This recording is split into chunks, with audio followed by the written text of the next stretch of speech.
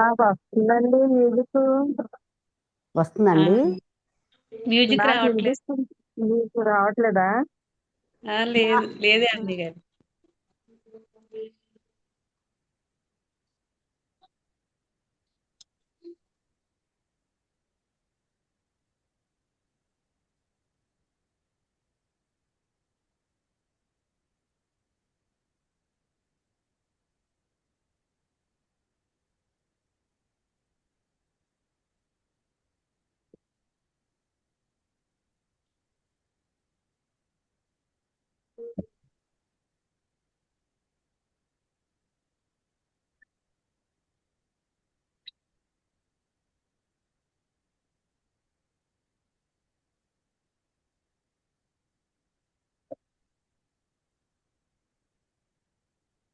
రావట్లేదమ్మా, music అయితే రావట్లేదు.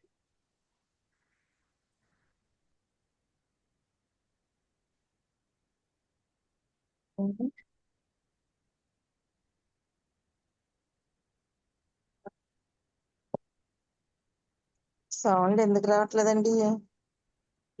మొన్న శర్మ గారిది కూడా రాలేదు మేడం అలాగే. ఇప్పుడు చూడండి ఒకసారి.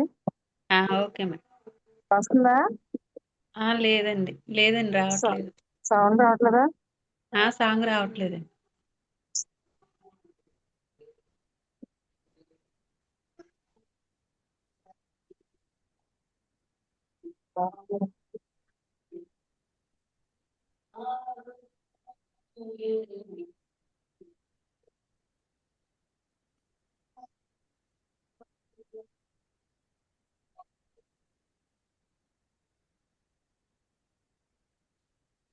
సౌండ్ వస్తుందండి.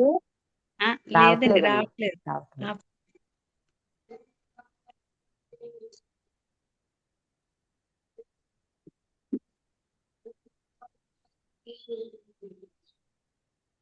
కానీ ఫోటోలు చాలా బాగున్నాయి, మార్చి మార్చి బాగా ఆ, చూస్తున్నాం మేము.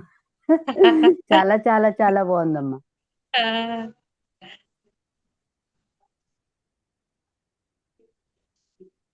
మేము విశేష చెప్పేస్తున్నాము.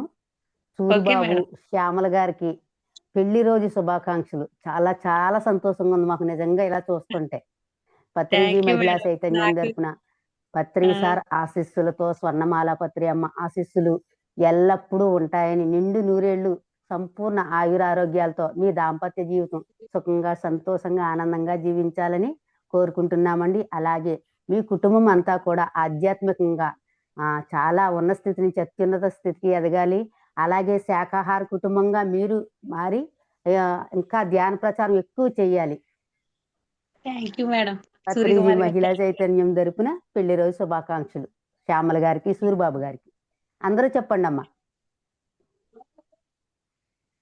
శ్యామల గారు, సూరిబాబు గారు పెళ్లి రోజు శుభాకాంక్షలు అండి. థ్యాంక్ యూ అండి. థ్యాంక్ యూ శ్యామల గారికి, సూర్యకుమార్ గారికి పెళ్లి రోజు శుభాకాంక్షలు. Thank you Suryakumari madam. గారికా?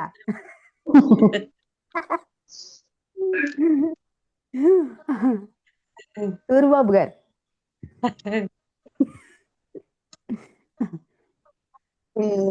Malleswari madam వాళ్ళ అబ్బాయి వాళ్ళది కూడా ఎంగేజ్మెంట్ అంటండి ఈ రోజు. వాళ్ళకు కూడా విషయం చెప్తాము. చెప్దామని. సూరిబాబు గారికి, దేవి శ్యామల గారికి పెళ్లి రోజు శుభాకాంక్షలు. థ్యాంక్ యూ అరుణ్ గారు. పెళ్లి రోజు శుభాకాంక్షలు. థ్యాంక్స్ అండి. మీ ఆయన గారికి నీకు పెళ్లి రోజు శుభాకాంక్షలు తల్లి. Thank you madam. శ్యామల గారికి, సూరిబాబు గారికి పెళ్లి రోజు శుభాకాంక్షలు అండి. థ్యాంక్స్ అండి. థ్యాంక్స్ రజనీ గారు. థ్యాంక్ యూ అండి. మేడం దీప మేడం గారు మీరు కూడా చెప్పండి. హ్యాపీ మ్యారీడ్ లైఫ్ మేడం ఇద్దరికి. Thank you madam. Thank you. ఓకేనమ్మా. ఇప్పుడు ఎవరు మల్లీశ్వరి గారి కుమారుడు వారి ఎంగేజ్మెంట్ అంటండి. ఆ ఎంగేజ్మెంట్ అద్భుతంగా అంగరంగ వైభవంగా జరగాలి.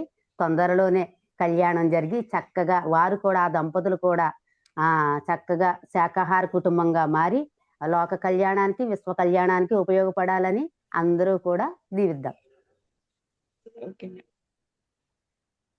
ఓకేనండి. Thank you madam. Thank you. రాబోయే సోల్స్ కోసం రెడీ అవుతున్నా. ఈ సోల్స్ కి మీరందరూ ఈ విషయాలు చాలా అవసరం. థ్యాంక్ యూ మా, థ్యాంక్ యూ. జై శ్యామల హో. గారు మీ మల్లీశ్వర్ గారు, శ్యామల గారు కూడా మీరు ఆధ్యాత్మికంగా 3 కోరికలు కోరుకోండి. అందరం కూడా తదాస్తు అంటాం. ఓకే. కళ్ళు మూసుకుని 3 కోరికలు కోరుకోండి.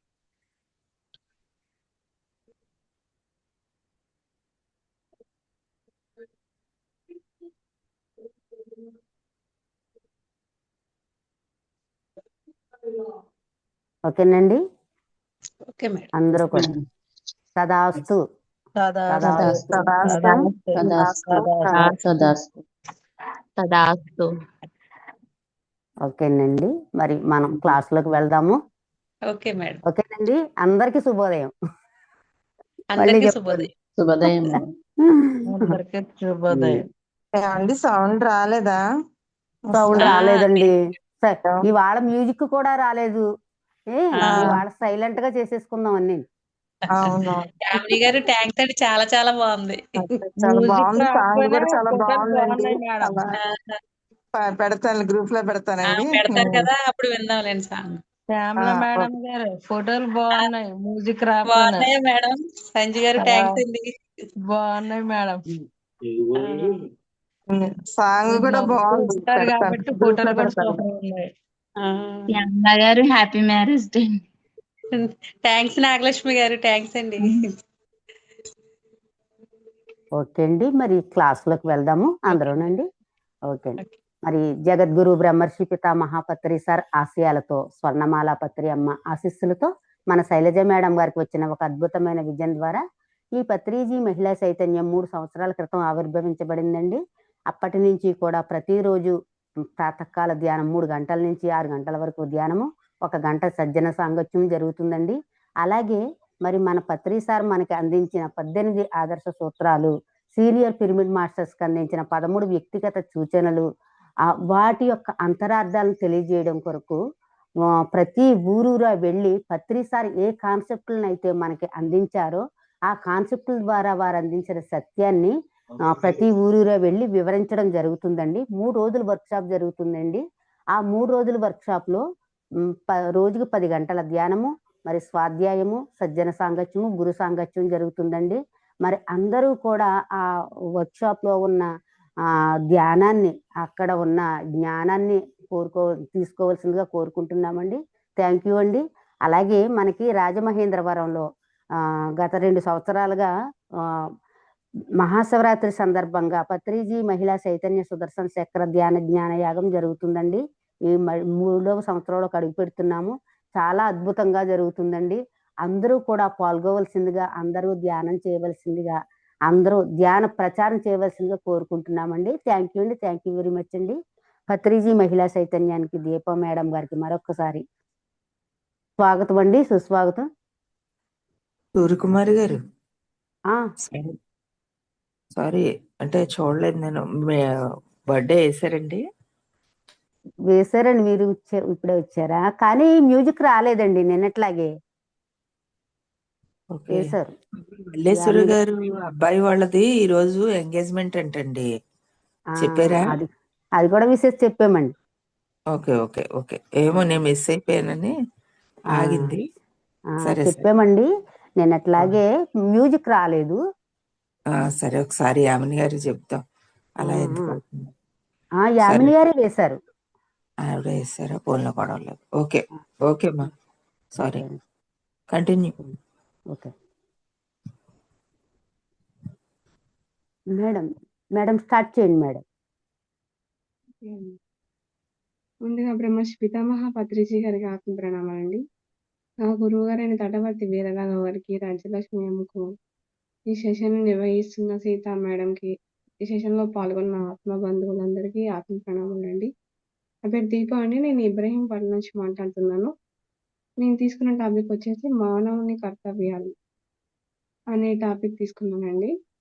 మరి రోజు మానవుని కర్తవ్యం ఏంటో అన్నది రోజుకు ఒక పాయింట్ చొప్పున తెలుసుకుంటున్నాము.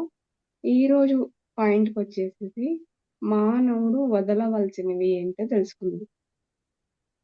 అంటే మానవుడు ఏం వదలాలి అండ్ ఎప్పుడు చెప్తా ఉంటారు కదా, నేను అనే అహంకారాన్ని, నాది అనే మమకారాన్ని, మరి అజ్ఞానంతో కూడిన మేడం కొంచెం మూర్ఖత్వాన్ని. సౌండ్ పెంచాలండి.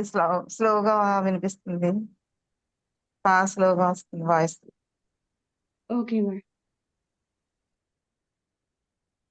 నేను అనే అహంకారాన్ని, నాది అనే మమకారాన్ని, మూర్ఖత్వంతో కూడిన అజ్ఞానాన్ని, అలాగే అరిషడ్ వర్గాల్ని వదలాలి.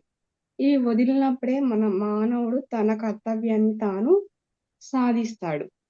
అంటే ఇప్పుడు నేను ప్రతి పనికి నేను చేస్తున్నానని మాటకి ముందు నేనంటాం, మాట తర్వాత కూడా నేనే అంటామండి. అంటే ఆ నేను అన్న భావం పోయే వరకు నీకు ఆత్మ దర్శనం అన్నది కాదు. ఎందుకంటే మానవుడి మొట్టమొదటి కర్తవ్యమే మోక్షాన్ని పొందడం. ఇక మనం భూమి మీదకొచ్చిందే దాని కొరకే, ఇంకా దేని కొరకో రాలేదు. కానీ అది మర్చిపోయాడు. ఈ నేను అన్న అహంకారంతోనే ప్రవర్తిస్తున్నాడు. నేను చేస్తున్నానంటున్నాను. నేనెక్కడ చేస్తున్నాను? చెయ్యడానికి భగవంతుడు నాకు అవకాశం ఇచ్చాడు. అంతే తప్ప నేనేమి చేయట్లే. ఇప్పుడు నేను చెప్తున్నాననుకుంటున్నారండి. కానీ నా గొంతు సరిగ్గా రాలేదనుకోండి, అక్కడ ఆగిపోతుంది. మరి చూడడానికి కళ్ళు, చేయడానికి చేతులు ఇవన్నీ కూడా ఆ భగవంతుడు లోపలుండి నడిపిస్తున్నాడు. కానీ మనమేమి ప్రాపంచిక జీవితంలో ఏ పని చేసినా నేనే చేసినా, నేనింత దానం చేసినా, నేనింత ధర్మం చేసినా, ఈ పనులన్నీ నేనే చేసినా, ఈ మండపాలన్నీ నేనే కట్టించిన ప్రతి దానికి నేను అంటారు. పోనీ ఈ పోనీ అట్లా నేను అన్నా, అది భగవంతుడు నీకు పూర్వజన్మ సుకృతం వల్ల అవకాశం ఇవ్వడం జరిగింది కానీ, నీ గొప్పేమీ కాదు అన్నది నీకు గుర్తుపెట్టుకోవాలండి నిరంతరం. అంటే నువ్వు చెయ్యట్లేదు. నీ చేత చేయించబడుతుంది అన్నది గుర్తుపెట్టుకుంటే ఆ అహంకారం ఎప్పటికి రాదండి. కొంతమంది ఈ మార్గంలోకి రాకపోయినా పూజల్లోకి వచ్చి ఆహ్, వ అంటే ఇవన్నీ నేను వదిలేశానండి. నేనేమి అహంకరించట్లేదు. వీటికింత ఇస్తున్నాను డొనేషను. మరి గుళ్ళకింత వెళ్తుంది నా సంపాదనలో. మరి అనాథాశ్రమాలకి ఇంత వెళ్తుంది నా సంపాదనలో అంటారు. కానీ నేను అన్న మాట మాత్రం వదలరండి. అంటే అంతగా మనలో మమేకమైపోయింది. ఇప్పుడు నేను అంటే చిన్న నీటి బొట్టంతండి. అంతా నేనే అంటే సముద్రం అంత. నేనంటే నీటి బొట్టంతే. మరి నేను అనుకోకుండా ఉన్నామనుకో సముద్రం అంతా. కానీ ఆ నేను అన్నది అహంకారం జన్మ జన్మలకి లీడ్ అవుతా ఉంది. ఆ భావాన్ని మాత్రం అస్సలు వదలట్లేదు. ఇంక మరి ఆ వదలాలంటే చెప్తారు గదా! నేను అన్నది వదిలితేనే భగవంతుడి అనుభూతి పొందుతాము. ఏ పని చేసినా నేనే అంటాం. ఇంకా మరి పత్రి సార్ ఏమంటారు? నీవెక్కడ చేయిస్తున్నావు? మాస్టర్స్ నీ చేత చేయిస్తున్నారు అన్నది ఎప్పుడు మనలో అహంకారం పెంచుకోకుండా ఉండడానికి పదే పదే గుర్తు చేస్తుంటారు. అంటే ఏ పని చేసినా నేను చేస్తున్నా నువ్వు కాదు చేయించేది మాస్టర్స్ చేయిస్తున్నారులే అని చెప్తా ఉంటారు. అంటే ఆ మాస్టర్సే నాకు స్ఫురణకొచ్చేలా చేశారు. ఈ పని చెయ్యమని చెప్పారు అని చెప్తారు. ఇక మరి నాది అనే మమకారాన్ని వదలాలంటారు. ఏది నీది? నీదంటూ ఇక్కడ ఏదీ లేదు. వచ్చేటప్పుడు ఖాళీ చేతులతోనే వచ్చావు. వెళ్ళేటప్పుడు ఖాళీ చేతులతోనే వెళ్తావు. అసలు నీదంటూ ఏమైనా ఉందా? నువ్వెన్ని కోట్లు సంపాదించు, ఎన్ని ఆస్తులు సంపాదించు, అన్నీ ఇక్కడ వదిలేసి వెళ్తావే తప్ప నీ చేతులతో పట్టుకొని ఎళ్ళేది ఏమన్నా ఉందా అంటే ఏదీ లేదు. మరి ఇంకా నాదంటావేంటి? అంటే నాది అన్నది ఏదీ లేదు అన్నది గుర్తుపెట్టుకో. మరి ఈశావాస్యోపనిషత్తు కూడా చెప్తుంది గదా! ఈశావాస్యమిదం సత్యం యత్కించ జగిత్యాం జగత్ తేన త్యక్తేన భుంజితామా కస్య సిద్ధనం. అంటే నీవు ఇది ఈ సృష్టిలో జడ చైతన్య పదార్థాలన్నీ ఆ పరబ్రహ్మవే. నీకు అవకాశం ఇవ్వబడింది చేయడానికి. అది పూర్వజన్మ సుకృతం వల్ల నీకివ్వబడిన దాన్ని నువ్వు త్యాగభావంతో నీవు అనుభవిస్తూ త్యాగభావంతో దానం చెయ్యి. అప్పుడే నీకు అది అంతా పరమాత్మదే అండి. ఇక్కడ నాది ఏదీ లేదు. అంటే ఇప్పుడు ఒక క్లాస్ రన్ చేస్తున్నాము. అది మన చేత చేయించబడుతుంది. అంతే. అది గూడా కొంతమందికి ఎక్కువ డబ్బులుంటాయి. కొంతమంది తక్కువ డబ్బులుంటాయి. కానీ వాళ్ళు వాళ్ళ శారీరక శ్రమని వినియోగిస్తారు. కొంతమంది మనీ పర్పస్‌గా పెడతా ఉంటారు. మరి అందరూ ఒకేలాగా కష్టపడ్డా, వాడికే ఎందుకు అవకాశం ఇవ్వబడింది అంటే, అది పూర్వజన్మ సుకృతం, పుణ్యం వల్ల. అది అతని చేతులతో చేయించబడుతుంది. నువ్వు ఎప్పుడైతే అహంకరించావనుకో, అప్పుడు నీకిచ్చిన అవకాశం ఇంకొకరికెళ్ళిపోతుంది. ఇప్పుడు నేను కాబట్టి ఇంత బాగా క్లాస్ చెప్పానండి. నువ్వు ఎప్పుడైతే నీలో అహంకారం స్టార్ట్ అయిందో అప్పుడు పక్కకి వెళ్ళిపోతుందండి. అంటే ఏదో ఒక విఘాతం అన్నది ప్రకృతి కల్పిస్తుంది. అక్కడ నేను లేను, నాది అంటూ ఏదీ లేదు. ఇప్పుడు శరీరం కాలిపోయింది. చివరిగా ఆ బూడిద గూడా నువ్వు పట్టుకెళ్ళాలి. అంటే అది గూడా తీసుకెళ్ళలేవు గదా! అది కూడా ఇక్కడే వదిలేస్తావు గదా! అంటే నీదంటూ ఏది ఉంది? ఏదీ లేదు. ఏదో సుకృతం వల్ల నీ చేత చేయించబడింది. ఇక్కడ రామకృష్ణ పరమహంస గారు ఒక ఎగ్జాంపుల్ చెప్పారండి. మినుగురు పురుగులంట సాయంత్రం అయ్యేసరికి బయటకొచ్చి, అబ్బా! నా కాంతి వల్లే లోకానికి వెలుగొస్తుంది అనుకున్నాయంట. ఇంతలో ఏమైంది? మినుగురు పురుగులు కొద్దిసేపు అయ్యి అనుకునేసరికి మరి నక్షత్రాలొచ్చాయంట. అరే! అప్పుడు నక్షత్రాలు అనుకున్నాయంట, నా కాంతితో ఈ ఎంత వెలుగు వస్తుంది అని. అప్పుడు అంతకుముందున్న మినుగురు కాంతి వాటికున్న అహంకారం అది తగ్గిపోయింది. అలా నక్షత్రాలొచ్చాయి. నక్షత్రాలు గూడా నా వల్లే లోకానికి కాంతి వస్తుంది అనుకున్నాయి. అప్పుడు కొంచెం సేపటికి చంద్రుడొచ్చాడు. చంద్రుడొస్తే మరి నక్షత్రాల కాంతి విలవిలబోయినట్టే గదా! అప్పుడు వాటికున్న అహంకారం తగ్గిపోయింది. మరి చంద్రుడేమన్నా ఎప్పుడూ ఉంటాడా ఏంటి? 3, 4 అయ్యేసరికి ఆయన శక్తి అంటే ఆయనకున్న కళ తగ్గిపోతా ఉంటది. ఇక సూర్యోదయం అయ్యేసరికి అసలు చంద్రుడి కాంతి ఇంకా వెలవెలబోతుంది గదా! అంటే చంద్రుడికి ఉన్న అహంకారం గూడా తగ్గిపోయింది. నీకంటే తాటిని తన్నేవాడుంటే తల తన్నేవాడు ఇంకోడుంటాడు. అంటే నువ్వే గొప్ప అని అహంకారం పెంచుకోకు. నీకంటే గొప్పవాడు ఎప్పుడూ పైన స్థాయిలో ఉంటారు. అది గుర్తుపెట్టుకుంటే అహంకారం అన్నది రాదండి. అంటే ఎప్పుడూ గురువులెప్పుడూ నాలో ఉన్న అహంకారాన్ని తొలగించడానికే చూస్తారు. ఎందుకంటే అహంకారం ఉంటే ఆత్మజ్ఞానం అవ్వదని ఉపనిషత్తులన్నీ ఘోషిస్తున్నాయి. మరి ఈ అహంకారాన్ని తొలగించుకొని మనం ఏమనుకుంటాము? అబ్బా! రెండు చోట్లకెళ్ళి క్లాస్ చెప్పేసాను. ఎంతో బాగుందన్నారు వాళ్ళు. నన్ను పొగిడేశారనుకుంటాము. కానీ అది గురువు ఎంత జ్ఞానం ఇస్తే నువ్వు చెప్పగలుగుతున్నావన్నది నీకు గుర్తుంటే నీకు అహంకారం అన్నది పెరగదండి. ఎప్పటికప్పుడే ప్రతిసారి అందరిని కొంతమందిని కొట్టడం గానీ, కొంతమందిని తిట్టడం గానీ, కొంతమందితో మాట్లాడుకోకుండా సైలెంట్‌గా వెళ్ళిపోవడం గానీ జరిగిద్దంట. మరి ఎందుకు వెళ్ళిపోతున్నారంటే వాడిలో అహంకారాన్ని తొలగించడానికే ఆయన అలా ప్రవర్తిస్తున్నారు. ఒక సద్గురువుకి మాత్రమే శిష్యుడిలో ఎంత అహంకారం ఉందో అన్నది తెలుస్తుందండి. అంటే ఆ అహంకారాన్ని తొలగించుకోవడానికి ఆయన మాట్లాడుకోకుండా లేతే కొట్టడమైనా జేస్తారు. ఆ రకంగా ప్రవర్తిస్తారు. మరి బుద్ధుడు గూడా ఒక శిష్యుడు ఉన్నతమైన జ్ఞానానికి సంబంధించింది అంటే శిష్యుడు బుద్ధుడు ప్రవచనం చేస్తుంటే ఒక శిష్యుడు అడుగుతాడు. మాకు ఎప్పుడు మామూలు విషయాలే చెప్తున్నారేంటి గురువుగారు? జ్ఞానానికి సంబంధించినమైన విషయాలు చెప్పండి అంటే, సరేలే రేపు మీ ఇంటికి భిక్ష వస్తాను. అప్పుడు చెప్తానులే అని అంటాడు. సరే ఈయన గురువుగారే నా ఇంటికి భిక్షకు వస్తానన్నాడు కదా! అనేసి అన్నీ రెడీ చేసుకుంటాడు. అప్పుడు బుద్ధుడు రానే వస్తాడు. భవతి భిక్షాందేహి అనేసరికి ఇంక శిష్యుడు గురువుగారు వచ్చేసారనే సంబరంతో ఎన్నో ఐటెమ్స్ తయారు చేసుకున్నాడు కదా! అవన్నీ తీసుకొచ్చి వేద్దామని ఆ భిక్షా పాత్రలో వేద్దామని చూసేసరికి ఆ పాత్ర మట్టితోని, ఇసుకతోని నిండి ఉంటుంది. మరి వెయ్యబోయి ఆగుతాడు. బుద్ధుడు అంటాడు కదా! వెయ్యి అంటాడు. లేదు గురువుగారు నేనింత కష్టపడి చేసిన పదార్థము ఆ ఆ ప్లేట్‌లో వేస్తే అదంతా మట్టితో కలిసిపోతుంది. తినడానికి పనికిరాదు. మరి నిన్న నువ్వు అడిగావు గదా! నాకు జ్ఞానానికి సంబంధించింది బోధించమని. మరి నీలో అహంకారం ఉంటే నేనెలా బోధించను? ఇప్పుడు నీ హృదయ పాత్ర శుద్ధిగా ఉంటే ఎవ్వరూ నీకు జ్ఞానాన్ని బోధించక్కర్లేదు.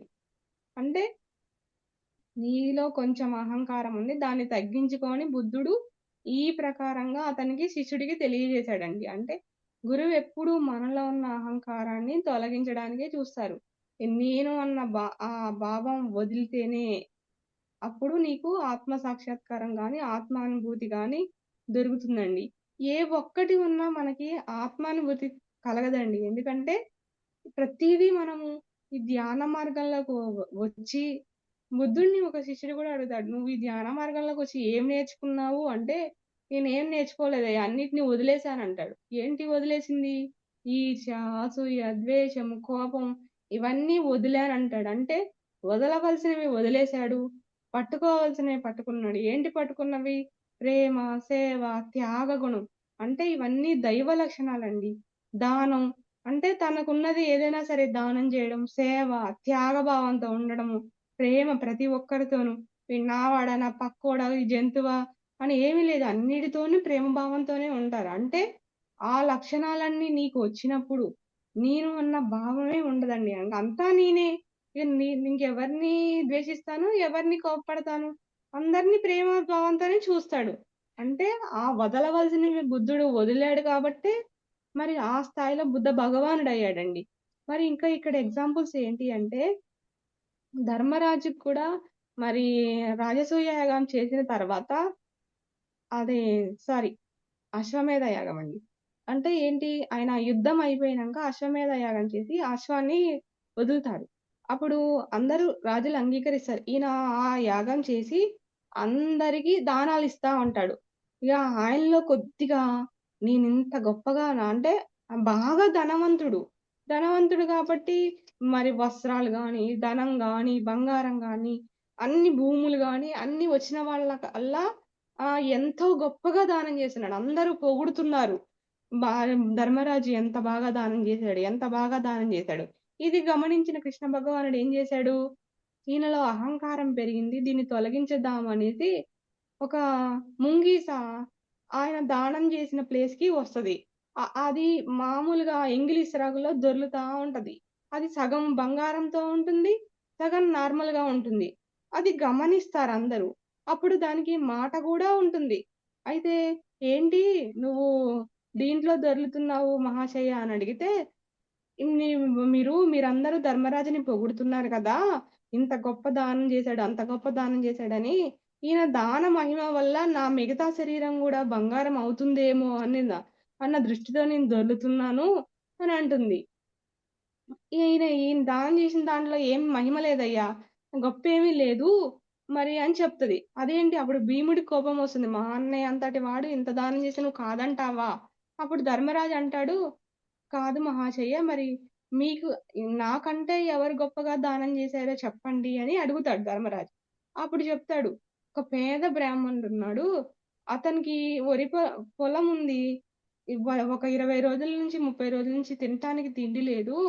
ఈ రోజున కొద్దిగా ఇంకా ఈ రోజు తినపోతే చనిపోతాం అనంగా పొలానికెళ్ళి ఆ రాలిపోయిన గింజల్ని ఏరుకొని వచ్చి వాటిని నూర్చి గంజిగా చేశారు. ఇంతలో ఒకతను "భవతి భిక్షాందేహి" అన్నారు. అప్పుడు భార్య, భర్త, ఇద్దరు పిల్లలుంటారు వాళ్ళకి. అంటే అంటే భర్త అంటాడు కదా! ఎట్లాగూ ఈరోజు తినపోతే రేపైనా చచ్చిపోతాము. ఈరోజు తిన్నా రేపైనా మనకి ఫుడ్ దొరకదు. లేదు కాబట్టి నేను దానం ఇస్తాను మీరు తినండి అంటాడు. భర్త ఇస్తానన్నప్పుడు భార్య ఊరుకుంటుందా? లేదు స్వామి మీరెళ్ళి నేనెందుకుంటాను? నాది గూడా ఇస్తానని అంటది. అప్పుడు పిల్లలంటారు కదా! మీరు లేకపోతే మేము గూడా ఉండలేమని వాళ్ళ నలుగురిది దానం ఇంక తినపోతే ఎట్లాగో చచ్చిపోతామని తెలుసు. ఇక ఇది తిన్నా గాని ఇంకొక రోజు, 2 రోజులు ఎక్కువ బతుకుతాము. ఆ వచ్చిన అతనికి మొత్తం దానం జేస్తారు. ఆ దానం జేసి ఆయన తిన్న తర్వాత అతను చేతి కడుక్కున్నప్పుడు ఆ చేతికున్న గింజలు కొన్ని రాలుతాయి. అప్పుడు ఆ ముంగీస వచ్చి తింటుంది. ఆ తిన్నప్పుడు ఆ శరీరము బంగారు శరీరంగా మారుతుంది. అంటే ఆ దాన మహిమ వల్లే ఆ ముంగీస శరీరం బంగారంగా మారింది. అంటే అహంకారం తగ్గించడానికి కృష్ణుడే ఇదంతా సృష్టించాడన్నది ధర్మరాజుకి అర్థమవుతుందండి. అంటే అంత గొప్ప పొజిషన్‌లో ఉన్న అహంకారం అన్నది మనని దిగజారుస్తుంది. ఏ క్షణాన అహంకారం వస్తుందో మనకే తెలీదు. ఏదన్నా ఒక పని చేశామంటే అబ్బో! నా అంతటోడు లేడనుకుంటాం. కానీ చేయించబడుతుంది. ఎలాంటి కర్తృత్వ భావం లేకుండా నేను చేస్తున్నానన్న భావం లేకుండా నా చేత చేయించబడుతుంది అన్నప్పుడు అహంకారం పెరగడానికి ఛాన్స్ ఉండదండి. ఎందుకంటే మాయా ప్రపంచంలో ఉన్నాం గాబట్టి ఏ క్షణానైనా మాయ మన పక్కనే ఉంటుంది. అమ్మ ఎప్పుడు అంటది. మాయ పక్కనే ఉంటుంది. నా వైపు తిరిగిన వారికి మాయ ఏమీ చెయ్యదు. లేపోతే ప్రపంచం వైపు తిరిగితే మాయ పట్టుకొనే ఉంటుంది అనేసి. నా వైపు అంటే ఆ పరమాత్మ వైపు, ఆత్మ వైపు తిరిగిన వాళ్ళని మాయ ఏమీ చెయ్యలేదు అంటుంది. మరి ఇంకా ఇక్కడ ఏం చెప్తున్నారంటే, నాది అంటున్నావు. నాకింత ఆస్తులున్నాయి, నాకింత సంపదలున్నాయి, నాకిన్ని భూములున్నాయి అంటున్నావు. మరి ఇవన్నీ నీదా? కాదు. ఎందుకంటే నీ సుకృతం వల్ల వచ్చినియి. మరి అవి దూరమైనప్పుడు మరి మనకి దుఃఖమే ఉంటుందండి. ఇప్పుడు ఎంత నాది, నాది అంటావో నీ సంపదలు అనుకున్నవి నువ్వైనా వదిలిపెట్టి వెళ్ళిపోతావు, అవి నిన్నైనా వదిలిపెట్టి వెళ్ళిపోతాయి. ఎందుకంటే ఇప్పుడు ఏ రాజులు, ఏ చక్రవర్తులు, ఏ అంబానీలు ఎవరున్నారని? వాళ్ళందరూ ఒకరొకరు వాళ్ళ సంపాదనంతా వదిలేసి వెళ్ళిపోయారు కదా నాది అన్నవాళ్ళు. అంటే అంతటి మహానుభావులే పోయినప్పుడు మనం పోమా? పోతాము. నాదన్నది ఏదీ లేదు. అందుకే నీది దానం చేసి ప్రశాంతంగా సంతృప్తిగా బతకడమే. అంటే అది నాది అన్నది కూడా వదిలేయ్. ఆ మమకారాన్ని కూడా వదిలేయ్. ఇప్పుడు నా పిల్లలకే ఇవ్వాలి. నా వాళ్ళకే చెందాలి అనుకుంటా ఉంటారు. కానీ ఎంత పిల్లలకిచ్చినా వాళ్ళని వదిలేసి వెళ్ళిపోతామండి. ఒక వ్యాపారస్తుడు ఆయన ఆయన ఇల్లు అదే అడవికి వెళ్ళే మార్గ మధ్యంలో కొద్దిగా అంటే ఒక ఎంట్రన్స్‌లో ఉంది. ఒక స్వామీజీ అటువైపుగా వెళ్తూ ఈయన రండి స్వామీజీ మా ఇంట్లో ఆతిథ్యం స్వీకరించండి అని ఆ వ్యాపారస్తుడు పిలుస్తాడు. అప్పుడు అంటాడు ఆ స్వామీజీకి భోజనం పెట్టి, ఏంటి మరి మీరే బెటర్ స్వామి ఎంత హాయిగా భగవంతుడిని పొందే మార్గంలో మీరున్నారు. అంటే నువ్వు గూడా రావయ్యా నాతో పాటే. నేను నీకు అలాంటి మార్గాన్ని చూపిస్తాను అనంటే, లేదు స్వామి నా వ్యాపారం ఇప్పుడు డెవలప్ చేయాలి. నా పిల్లలు ఇంకా చిన్నవాళ్ళు. నేను ఇప్పుడే వదిలేసి రాలేను. కొంచెం పిల్లలు పెద్దగయినాక వస్తాను అని చెప్తాడు. సరేలే అని ఆ స్వామీజీ వెళ్ళిపోతాడు. మరి కొన్ని సంవత్సరాలకి మళ్ళీ ఆ స్వామీజీ వస్తాడు. ఇప్పటికైనా రావయ్యా! మరి నీ పిల్లలు పెద్దగయ్యారు గదా! ఆ వ్యాపారాలన్నీ వాళ్ళకి వదిలేసి రా అంటే, లేదు స్వామి ఇప్పుడే వాళ్ళకి ఇంకా పెళ్ళిళ్ళు జేయాలి. మరి ఆ వ్యాపారం అయితే డెవలప్ చేశారు గానీ వాళ్ళకింకా ఏమీ తెలీదు. అప్పగించలేదు అంటాడు. సరే మరి స్వామీజీ సరే నీ ఇష్టంలే అని మళ్ళీ వెళ్ళిపోతాడు. పాపం మళ్ళీ కొన్ని రోజులకొస్తాడు. అప్పటికి పెళ్ళిళ్ళయిపోతాయి. వాళ్ళ వ్యాపారాలు వాళ్ళు ఆ పిల్లలే పిలుస్తారు ఈసారి. మూడోసారికి. ఏంటి రండి స్వామీజీ ఈరోజు మా తండ్రి గారిది ఆర్థికం. సంవత్సరం అయిపోయింది మా తండ్రి గారు చనిపోయి రండి ఆతిథ్యం స్వీకరించండని. అప్పుడు ఈయన చూస్తాడు స్వామీజీ. దివ్య దృష్టితో చూస్తాడు. అరే! ఈయన వ్యాపారాలు వదిలేసి రమ్మంటే రాలేదు. పిల్లలకి అప్పచెప్పాలన్నాడు. అసలు అప్పచెప్పిండా లేదా అన్నది చూస్తాడు. అక్కడే ఆయన ఒక కుక్కలాగా ఉంటాడండి. అంటే కుక్క జన్మ తీసుకున్నాడు. వ్యాపారాలన్నీ వదిలేసి వెళ్ళిపోయాడు కదా! వెళ్ళిపోయిన వాళ్ళ మీద మమకారంతో వాళ్ళ వ్యాపారాలు ఏం చేస్తారని ఆ ఇంటికి కాపలాగా కుక్కలాగా ఉంటాడు. అప్పుడు ఆ కుక్క మీద నీళ్లు చల్లి మాటిస్తాడు. "ఇప్పటికైనా రావయ్యా నాతో పాటు.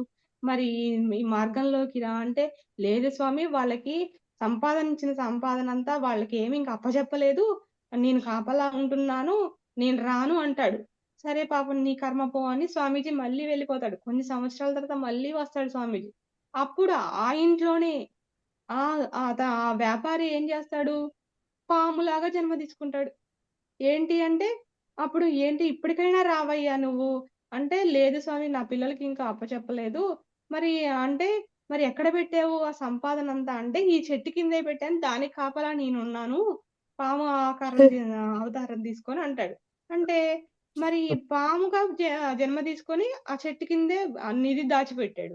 అప్పుడు సరే మీ పిల్లలకి చెప్తానులే అంటే, సరే అని ఈ స్వామీజీ ఏం చేశాడు, నాయనా మీ నాన్న సంపాదించిన సంపాదనంతా ఆ చెట్టు కింద పెట్టారు. కానీ అక్కడ ఒక పెద్ద పాముంది. అది విషసర్పం అంటే, ఆ పిల్లలేం చేస్తారు? పెద్ద దుడ్డు కర్రలు తీసుకొని ఆ పాముని చావబాది ఆ సంపదని తీసుకుంటారు. అప్పుడు ఏడుస్తూ చూస్తాడు ఇక చచ్చిపోయే ముందు. ఇక నేనేం చేయలేను. నీ కర్మ నీవు అనుభవించని స్వామీజీ ఎళ్ళిపోతాడు. అంటే నువ్వు వారి మీద పిచ్చి మమకారంతో 3 జన్మలు తీసుకున్నావు కదా! కుక్కలాగా పుట్టావు, పాములాగా పుట్టావు. మరి అక్కడ ఏమి లాభము? జన్మ జన్మలు వేస్ట్ అయింది. ఆ మమకారాన్ని వదిలేసి వాడి సంపాదన వాడికి అప్పజెప్తే, వాడు ఏమన్నా చేసుకొని వాడి ప్రాప్తం ఎలా ఉంటే డెవలప్ అవుతాడు. లేకపోతే పోతే పోతాడు. అది గుర్తుపెట్టుకొని ఆ మమకారంతో జన్మలన్నీ వేస్ట్ అయిపోయాయి గదా! అంటే ఏదైనా సరే అతిగా మమకారం పెంచుకోకూడదు అనేసి అంటే नया करते राजमंड्री या ना वहाँ सुभद्रा चलाना कहीं घूमने गए करते वो मुन्ना होना भी ना మేడం మ్యూట్ పెట్టండి. కల్పన పెడుతున్నాను. చేస్తాను. ఓకే మేడం కంటిన్యూ చేయండి. అంటే అట్లా మమకారాన్ని వదలపోతే అన్ని జన్మలు వృధా అవుతుందండి. మరి ఈ రకంగా మనం ఉండొద్దు. అంటే మనకి పురాణాలు తీసుకుంటే మరి ద్రౌపది గూడా మరి దుశ్శాసనని తీసుకొచ్చి వస్త్రాపహరణం జేస్తే ఎంతో చీరలు లాగడానికి ప్రయత్నించాడు. మరి తన శక్తినంతా కూడగట్టుకొని ఇలా చేతులు అడ్డం పెట్టుకున్నంత సేపు భగవంతుడు ఏమి రాలే. నేను అన్న భావాన్ని వదిలేసి 2 చేతులు పైకెత్తింది. అప్పుడే భగవంతుడు కృష్ణుడు చీరలిచ్చాడు. అంటే తనలో ఉన్న నేను అన్న భావాన్ని కూడా వదిలేసినప్పుడే భగవంతుడి సహాయం అందింది అండి. అప్పటి వరకు అందలే. ఒకరోజు రుక్మిణీదేవి అదే కృష్ణ భగవానుడు శయ్యా మందిరంలో ఉన్నప్పుడు ఒకతని మీద రాళ్ళేసి కొడుతుంటే గబగబా దిగాడంట కృష్ణుడు. దిగి గడప దాకా వచ్చేసి మళ్ళా వెనక్కి తిరిగి వచ్చాడంట లోపలికి. అదేంటి స్వామి ఉన్న బలంగా ఒక్కసారి దిగారు, మళ్ళీ సడన్ గా వెనక్కి వచ్చేస్తున్నారేంటి అంటే, అతనిని రాళ్లతో కొట్టేవాడిని ఫస్ట్ లో వాడేమి చెయ్యడం పెట్టుకోలేదు. అప్పుడు పాపం వాడు ఆ భక్తుడిని కాపాడడానికి నేనే వెళ్తున్నానని ఈయన బయలుదేరాడు. చివరికి గడప దాటేసరికి వాడేం చేశాడు, వీడు కూడా రాళ్ళు తీసి కొట్టడం స్టార్ట్ చేశాడు వాళ్ళని. అమ్మ వాడి ప్రయత్నం వాడే చేసాం, నేనెందుకు అనేసి వెనక్కి వచ్చేసాడు. అంటే అక్కడ నేను అన్నది వదలలే వాడు. వదిలితే ఆయన సహాయం మనకు అందిద్దండి. అంటే ఎప్పుడు సరే మనకు ఆ స్టేజ్ లో ఉంటే ఖచ్చితంగా వారి సహాయం, భగవంతుడి సహాయం అందిద్ది. మరి ఇంకా ఇప్పుడు ఈ విదురుడి భార్య రుక్మిణీదేవి, విదురుడి భార్య అదే కృష్ణుడు రాయబారానికి వచ్చినప్పుడు, సారీ రుక్మిణీదేవి కాదండి, విదురుడి భార్య ఆమె ఈ కృష్ణుడు రాయబారానికి వచ్చినప్పుడు ఆతిథ్యం వాళ్ళ ఇంటికే వెళ్తాడు. నిన్ను దుర్యోధన దగ్గర తినను, మీ ఇంటికే వస్తాను విదురా అంటే సరేలే అని ఆయన భార్య ఏం చేస్తది, అరటి పండ్లు ప్లేట్ లో పెట్టిద్ది కానీ ఆయన చూసిన తన్మయత్వంలో నేను అన్న భావాన్ని మర్చిపోయి తొక్కలు పెడతా ఉంటది, అరటిపండు బయట పారేస్తా ఉంటది. ఆయన అంతే ప్రేమతో తొక్కలు తిన్నాడు. మళ్ళీ మామూలు స్పృహలోకి వచ్చి అయ్యయ్యో స్వామి నేను తొక్కలు పెట్టానే, అరటిపండు పెట్టలేదే అనేసి వచ్చినప్పుడు ఇక పండు స్వీకరించలేదు. ఎందుకంటే ఆ నేను అన్న భావం వచ్చినప్పుడు ఇక స్వీకరించలేదండి. అంటే ఈ రకంగా ఆ నేను అన్న భావం వదిలితేనే మనకి ఆత్మానుభూతి కలుగుతుంది తప్ప అంతవరకు కలగదు. అది ఈ శరీరాన్ని, మరి ఈ శరీరం నీవా కాదు, ఆత్మ ఈ శరీరానికి చైతన్యం ఇస్తుంది. ఈ భావం అంతా ఎక్కడి నుంచి వస్తుందంటే మనసు నుంచి వస్తుంది. ఈ మనసే పొద్దాకలు నేను నేను నేను అని అహంకరిస్తా ఉంటది. ఆ మనసే ఆత్మలో లయమైంది అనుకోండి, ఇక నేను లేదు అంతా ఆయనే అన్నది వస్తది. ఇంకా మనం భయాన్ని వదలాలండి. ఏంటా భయము? ప్రతిదానికి భయమే మానవుడికి. ఇప్పుడు ఈ మార్గంలో రాకముందు సంపదల మీద, పిల్లల మీద, మరి వాళ్ళు స్కూల్కి వెళ్తే సరిగా వస్తారో రాలేదని భయము, మరి భర్త బయటికి వెళ్తే ఫోన్ చేయలేదన్న భయము, చేరారా లేదన్న భయం, అన్నిటికీ భయమే. అసలు ఆ భయం ఎంత అంటే వాడికి భయానికి అంతే ఉండదు, అంత భయము. ఆ భయాన్ని వదిలినప్పుడే, నిర్భయంగా జీవించినప్పుడే. ఎందుకంటే సృష్టిలో జరిగే ప్రతి సంఘటన వెనకాల పరమాత్మ నిర్ణయం ఉందండి. అంటే ఒక ఇద్దరు భార్యాభర్తలు గొడవ పడడానికి కూడా కారణం భగవంతుడి నిర్ణయం వెనక ఉంది. ఎందుకంటే దాని నుంచి నేర్చుకోవాల్సింది ఖచ్చితంగా ఉంది. ఇప్పుడు వరకు బాగానే ఉంటారు, సడన్ గా ఒక్క మాట మీద గొడవ రేజ్ అయింది. ఎందుకంటే అక్కడ ఆ సిచ్యువేషన్ బట్టి నేర్చుకునేది ఉంది. ఏదైనా జరగని భయాన్ని వదిలేసి నిర్భయంగా బతికినప్పుడే, ప్రతి దాని వెనకాల భగవంతుడి నిర్ణయం ఉన్నదన్నప్పుడు ఆ భయాన్ని వదిలితేనే నువ్వు ఆ భగవంతుడిని చేరతావు. ఇప్పుడు బంధాలన్నీ శాశ్వతమా? అన్ని వదిలిపోయే బంధాలే. భగవంతుడితోనే బంధం జన్మ జన్మలది. ఈ వచ్చిపోయే బంధాలు ఈ జన్మలోనే ఉన్న బంధాలా? జన్మ జన్మలకు ఉన్నాయి. గతంలో భార్యాభర్తలు ఉన్నారు, ఈ జన్మలో భార్యాభర్తలు ఉంటారు, రేపు భార్యాభర్తలు ఉంటారు. మరి ఇవేమైనా శాశ్వతమా? కాదు. జ్ఞానికి తెలుసు. ఎందుకంటే నేను గత జన్మలో వేరే భార్యాభర్త పిల్లలతో ఉన్నారు, ఇప్పుడు వేరే వాళ్ళతో ఉన్నాను. అది జ్ఞానికి తెలుసు కాబట్టే అశాశ్వతమైన వాటి మీద మమకారాన్ని గాని, ఆ భయాన్ని గాని వదులుతాడండి. అంటే అసలు ఆ జ్ఞానికి భయమే ఉండదు. ఎందుకంటే ఇవన్నీ అశాశ్వతమైనవే, నేను వదిలి వెళ్ళిపోయేవే, నా దృష్టి ఆత్మ మీదనే పెట్టాలన్నది ఉంటుంది కాబట్టి అసలు ఆయనకి భయం ఉండదు. ఏదన్నా జరగని అంతా దాన్ని యాక్సెప్టెన్సీ, ఏది జరిగినా మనం యాక్సెప్ట్ చేయాల్సిందే.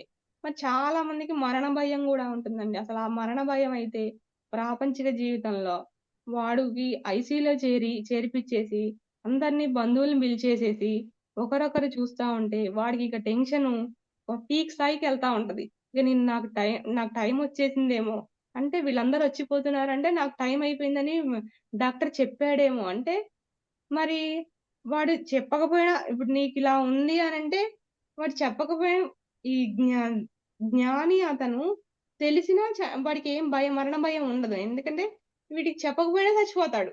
మరణం అన్నది మాట వింటేనే, ఆ ఇంట్లో అసలు ఆ మాట ఎవరైనా అంటేనే నోరు మూసుకో ఆ మాట అనవాకండి అంటారు. అంటే మరణం అన్నది అంత భయం వాడికి. నేను సంపాదించిన ఆస్తులన్నీ వీళ్ళేమన్నా ఖర్చు పెట్టేసారేమో, సరిగా వినియోగించుకుంటారో లేదో అన్న భయం. మరణం సంభవిస్తుందంటే చాలు చెప్తే చచ్చిపోతాడండి. ఈ యోగి చెప్పినా చచ్చిపోడు. ఇప్పుడు సదానంద యోగి గారు నా మరణం పలానా టైంకొస్తుంది. సుభాష్ నువ్వు నా సమాధి రెడీ చేయని ముందే 3 రోజుల ముందు చెప్పారు. మరి అందుకే మామూలు వ్యక్తికి మరణం అంటేనే పిచ్చి భయం. ఎందుకంటే వాడు సంపాదించిన ఆశలన్నీ ఎట్లయిపోతాయో, వాటి మీద పిచ్చి మమకారాలు పెంచుకొని ఆ బంధాలని వదలలేక ఆ మరణం సంభవిస్తుందంటే ఆ భయంతోనే చచ్చిపోతారండి. ఆ భయాన్ని కూడా వదలాలి. మరి ఇంకా మూర్ఖత్వంతో కూడిన అజ్ఞానాన్ని వదలాలి. ఏంటి మూర్ఖత్వం? ఈ ధ్యాన మార్గంలోకొచ్చి ఇంత సాధన చేస్తూ ఇంకా పూజలను వదలరు. ఎందుకు పూజలను వదలరు అంటే అది మా ఆచారం అంటారు, సాంప్రదాయం అంటారు, అలవాటు అంటారు. మరి పూజ ఒరేయ్ తొలిమెట్టురా, ధ్యానమే చివరి మెట్టు. అది సాంప్రదాయంగా వస్తుందండి. పెట్టపోతే దీపం పెట్టపోతే ఎలా అండి? గుడికి వెళ్ళపోతే ఎలా అండి? ఎలాగండి అంటారు కానీ ధ్యానం అన్నది భగవంతుని చేరడానికి చివరి మెట్టు. నువ్వు ఒక ఇప్పుడు పైకి ఎక్కాలండి. ఫస్ట్ మెట్టు వదిలితేనే కదా పై మెట్టుకి ఎక్కుతావు. లేదు నేను వదలను అంటే నువ్వు అక్కడే ఉంటావు. అది నీ మూర్ఖత్వమే. ఫస్ట్ మెట్టు నువ్వు వదలంటున్నావు కదా! నేను ఇంకా పూజలు చేస్తాను, భజనలు చేస్తాను, నేను ధ్యానం కూడా చేస్తాను అంటున్నారు. అంటే ఇప్పుడు ఫస్ట్ క్లాస్ చదవడం అయిపోయింది. 10థ్‌కో, ఇంటర్‌కో, పీజీకో వచ్చావు. నేను ఇంకా ఫస్ట్ క్లాస్ చదువుతానంటే అది మూర్ఖత్వంగా ఏమవుతుంది? అంటే అది మూర్ఖత్వమే. ఆ మూర్ఖత్వంతో కూడిన అజ్ఞానాన్ని వదలమన్నారు. సాంప్రదాయం అంటారండి. ఈ సాంప్రదాయాలు, ఆచారాలన్నవి మనం మన అంటే కులాల్ని బట్టి, మతాల్ని బట్టి, వాతావరణాన్ని, ప్రాంతాలని బట్టి అంటే ఒక్కొక్కరికి ఒక్కొక్క ఆచారంగా, ఒక్కొక్క సాంప్రదాయంగా ఉన్న పెద్దలు ఏర్పాటు చేసుకున్నదది. అదే జన్మలకి వాళ్ళు చేశారు, మేము చేస్తాం. ఇప్పుడు పెళ్లి అయితే సాంప్రదాయం అలవాటని తోటకూర కాడ లేకపోతే పెళ్లి కాదంట. అంటే ఎంత అజ్ఞానం అండి. ఆ తోటకూర కాడ లేకపోతే అదేమన్నా పెళ్లి పోవాలా? లేకపోతే కొంతమందికి ఏదో కట్ చేసే కత్తెర ఉండాలంట ఆ పెళ్లి కొడుకు జేబులో. అంటే అది కత్తెర లేకపోతే ఏదైనా కత్తెర ఏమన్నా మంచిదా ఏంటి? ఇనుప ముక్కే కదా! అంటే ఎంత పిచ్చి అజ్ఞానంలో ఉన్నారు. అవి లేపోతే పెళ్లి గాదు. ఈ చిన్న చిన్న వస్తువుల దగ్గర పెళ్ళిళ్ళ కాడైతే ఇది తక్కువైంది, అది తక్కువైందని చంపుతంటారు. అంటే ఎంత అజ్ఞానం. పెళ్ళికి కావాల్సిన ఇద్దరు భార్యాభర్తలు, అన్నీ మంగళ ద్రవ్యాలే. మరి ఏది తక్కువైతే ఏమి నష్టం? ఉన్నారుగా వాళ్ళిద్దరూ. అప్పుడు కొట్లాడుకుంటా ఉంటారిగ పెళ్ళిళ్ళలో. అంటే ఎంత అజ్ఞానం అండి. అంటే ఇవన్నీ గూడా తెలియనప్పుడు తెలియనప్పుడు అదే ఆచార్యం అనుకుంటాం. ఇంత జ్ఞానం విని తెలుసుకున్న తర్వాత నవ్వొస్తా ఉంటది. అరే! ఎంత మూర్ఖంగా ప్రవర్తిస్తున్నారని. అంటే ఎంతసేపు నువ్వు పూజల్ని వదలవో, నువ్వు ధ్యానంలో పైకి ఎదగలేవండి. చాలా మంది అంటారు దీపం పెట్టొచ్చా మేడం? దీపం పెట్టొచ్చు. ఎందుకు పెట్టకూడదు? దీపం జ్ఞానానికి ప్రతీక. నువ్వు స్తోత్రాలు, భజనలు, పారాయణలు చేసుకుంటా కూర్చుంటే గంటలు గంటలు కూర్చుంటావు. అదే కళ్ళు మూసుకుంటా కూర్చుంటే 4 ఆలోచనలన్నా వెళ్ళిపోతాయి కదా! అన్నది ఉద్దేశ్యం. అంతేగాని ఒక మెట్టు ఎక్కినప్పుడు కింది మెట్టు వదిలినా నష్టం లేదండి. ఆ రకంగా మన దృష్టిని ఇటువైపు ధ్యానం వైపు మళ్ళీ వచ్చేసాము పూర్వజన్మ సుకృతం వల్ల. ఇంకా అది వదలపోతే మూర్ఖత్వాన్నే అంటారండి అమ్మ అంటున్నారు. మరి ఇంకా ఏంటి అంటే ఈ మూర్ఖత్వం ఉన్నంత సేపు అజ్ఞానంలో ఉన్నారని అర్థమవుతుంది. ఎందుకంటే వాళ్ళు అసత్యాన్ని ఆశ్రయించారు. వాళ్ళింకా సత్యాన్ని పట్టుకోలేదు. ఆ అసత్యం ఏంటి? పూజ చేయడము. ఎంతసేపు పూజ చేస్తే అంతసేపు నీకు సమయమంతా దానికి కేటాయించినట్లే. అదేమి తప్పని గాదు. కానీ ఆ సమయమంతా నీకు వృధా అయింది కదా! ఆ సమయాన్ని ధ్యానంలో కేటాయిస్తే ఇంకొంచెం ఎదగడానికి వీలుంటుంది. అది బాగా నీకే నీకు అనిపిచ్చే వరకి. అందుకే పూజలు మానండి, ధ్యానం చేయండి అంటే ఎవరికీ నచ్చదు కాబట్టి, నీకు లోపల నుంచి ఎందుకు అనిపిచ్చే వరకి నువ్వు పూజ చేసుకో. అప్పుడు వరకి చేసుకో. నీకు అనిపించినప్పుడే ధ్యానం పూర్తిగా కంటిన్యూ చెయ్యి అని చెప్తా ఉంటారంట అమ్మ. అంటే వద్దు అంటే ఎందుకు అని క్వెషన్ చేస్తారు. అదే కంటిన్యూ చేసుకో. నీకు నచ్చినంత సేపు చేసుకో. నీకు నచ్చినన్ని రోజులు చేసుకో. మరి పోతే పోయింది. నీ టైమే కదా వేస్ట్ అయ్యేది అని అమ్మని అట్లా మాట్లాడుతా ఉంటారు. అంటే అది కూడా మూర్ఖత్వమే అండి. అజ్ఞానాన్ని వదలాలి. సాంప్రదాయం అంటే ఇప్పుడు మరి మాంసాహారం పెట్టడం మా ఇంటి సాంప్రదాయం అంటే ఒక జంతువుని బలి ఇవ్వడం అది సాంప్రదాయం అంటా ఉంటారు. కొన్ని అమ్మవారి గుళ్ళల్లో బలులు ఇస్తా ఉంటారు. ఏది సాంప్రదాయం? ఇప్పుడు అమ్మవారు ఏమైనా బలి కోరిందా? కాదు కదా! అందుకే శంకరాచార్యుల వారు కూష్మాండ బలి ఇవ్వమన్నారు. అంటే గుమ్మడికాయని గాని నిమ్మకాయని గాని ఆ జంతువుని బలి ఇచ్చే బదులు వీటిని ఇవ్వమని చెప్పారంట. అంటే అది ఏ జీవిని హింసించట్లేదు కదా! దానివల్ల అది ఇవ్వలేదనుకోండి ఎంత అజ్ఞానం అంటే, అది ఇవ్వలేదు కాబట్టి మా ఇంట్లో చిన్న జ్వరం వచ్చినా, ఏదన్నా ఏదన్నా చిన్న తేడా జరిగినా, "అరే! నువ్వు ఇవ్వలేదు కాబట్టి ఇంత పెద్ద సంఘటన జరిగిందిరా! అరే! నువ్వు ఇవ్వలేదు కాబట్టి ఇంత పెద్ద సంఘటన జరిగిందని" వాడిని ఇంట్లో వాళ్ళే పొడుస్తుంటారు. వాడు ఆ పొడుసుడిగా చచ్చిపోతాడు. ఎందుకంటే ఇప్పుడు బయటి వాళ్ళు నువ్వు పెట్టే అమ్మవారికి పెట్టలేదు కదా! నువ్వు చేయనందుకే ఈ ప్రాబ్లమ్ వచ్చింది. నీ పిల్లగాడికి అందుకే జ్వరం వచ్చింది. ఈ పిచ్చి కబుర్లన్నీ చెప్తారండి. అంటే అమ్మ ఎందుకు నువ్వు పిల్లగాడిని వాడి ప్రారంధంగా జ్వరం వచ్చింది. నువ్వేమో మేకనియ్యపోతే, కోడినియ్యపోతే జ్వరం వత్తదా? కోడినిస్తే జ్వరం రాదా ఇంగా ఎప్పుడు? వస్తుంది కదా! అది మూర్ఖత్వమే కదా! అంటే నువ్వు ఆ మూర్ఖత్వాన్ని వదిలినప్పుడే నువ్వు ఈ అజ్ఞానం నుంచి బయటపడతావు అని చెప్తున్నారు. ఇంకా ఏంటంటే మరి అరిషడ్ వర్గాలండి. ఇవన్నీ గూడా వదలాలి. ఈ అరిషడ్ వర్గాలన్నీ కూడా నీకు సృష్టిలో సృష్టించబడినవి ఏవి తప్పుగా సృష్టించబడలేదు. కానీ నీకు ఎప్పుడు ఎలా ఉపయోగించుకోవడమో రావాలండి. ఎందుకంటే ఒక కత్తి ఉంది. కూరగాయలు కట్ చేయడానికి ఉపయోగపడతది. అలాగే ఎవడనన్నా పీక కోయడానికి కూడా ఉపయోగపడతది. అది నీకు ఉపయోగించుకునే విధానం రావాలి. ఇప్పుడు మంట కూడా అలానే. వంట చేయడానికి ఉపయోగపడుతది. ఎవడైనా ఇంటిని తగలబెట్టడానికి కూడా ఉపయోగపడిద్ది. కానీ అరిషడ్ వర్గాలు కూడా సృష్టించబడ్డాయంటే యోగుల కోపం లోక కళ్యాణానికి ఉపయోగపడుతుంది. అదే సామాన్యుల కోపం వాడి నాశనానికే ఉపయోగం వస్తుందండి. అంటే ఎవరి కోపం తన కోపమే తన శత్రువు, తన శాంతమే తనకు రక్ష అంటారు కదా! అంటే నీ కోపమే నిన్నెవరూ నాశనం చేయలే. నీ కోపమే నాశనం చేసింది. ఇవి గుర్తుపెట్టుకోవాలి. ఎందుకంటే ఈ కామ, క్రోధ, లోభ, మోహ, మద, మాత్సర్యాలనేవి ఈ అరిషడ్ వర్గాలన్నీ వదలాలి. అంటే అవసరానికి తగ్గట్టు నీవు వాటిని ఉపయోగించుకోవడం రావాలి. మాటికి కోపపడ్డా, మాటికి కామం కోరిక వచ్చినా అది నిన్నే నాశనం చేసింది తప్ప పక్కోడికి ఏమీ నాశనం జరగదు. అది గుర్తుపెట్టుకోవాలండి. ఇది అంటే ఈ రకంగా అంటే నీ దృష్టి ఎప్పుడు ఈ రకంగా ఉన్నప్పుడు అంటే ఈ అరిషడ్ వర్గాల్లో మరి నాశనమైన వాళ్ళు ఎవరయ్యా అంటే కామం అండి. ఈ కోరిక అన్నది మరి వాడికి ఉండవలసిన విధంగా ఉంటే ఓకే. కానీ ఉండకూడని విధంగా ఉంటే రావణాసురులాగా మనం గూడా పోతాము. అంటే అది కూడా జ్ఞానికి ఒక దుర్గుణమే అని చెప్తారండి. మరి రావణాసురుడి కోరిక ఎలాంటిది? పక్కోడి భార్యను తీసుకొచ్చుకున్నాడు. మరి నీ భార్య అంత మండోర మస్తు అందంగా ఉంటుంది. కానీ శూర్పణఖ చెప్పింది సీత తల్లి బాగా ఉంది. సీతమ్మ బావుంది.